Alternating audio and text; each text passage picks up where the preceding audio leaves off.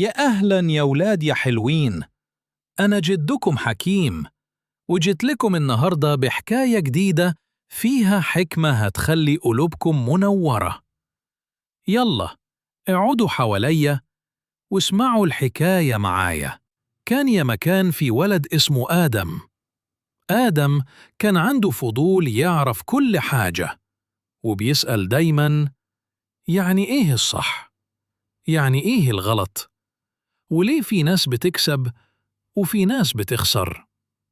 وفي يوم وهو ماشي في الجنينة وبيلعب، لقى مفتاح صغير بيلمع تحت شجرة.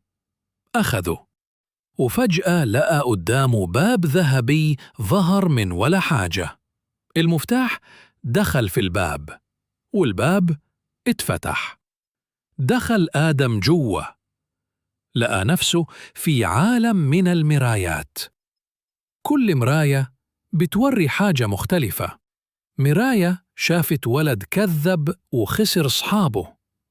مراية تانية شافت بنت شكرت ربنا وبقت سعيدة حتى بالقليل. مراية تالتة ورت أطفال بيتعاونوا مع بعض وكسبوا السباق.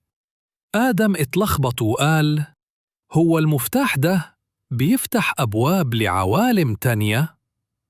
ظهر صوت غريب وقال له: المفتاح يا آدم مش بيفتح أبواب برا، المفتاح بيفتح الأبواب اللي جواك.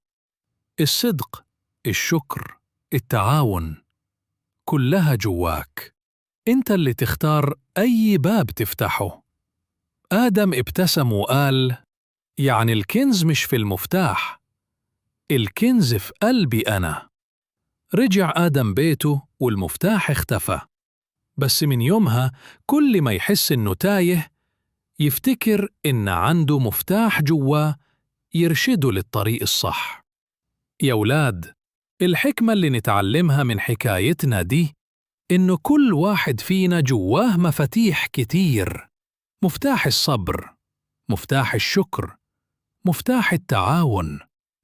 بس اللي بيحدد أي باب يتفتح هو إحنا. وخلصت حكايتنا يا ولاد. لو عجبتكم القصة ما تنسوش تعملوا لايك للفيديو وتشتركوا في القناة عشان تتابعوا كل الحكايات الجديدة. أنا جدكم حكيم، وبحبكم كلكم من قلبي.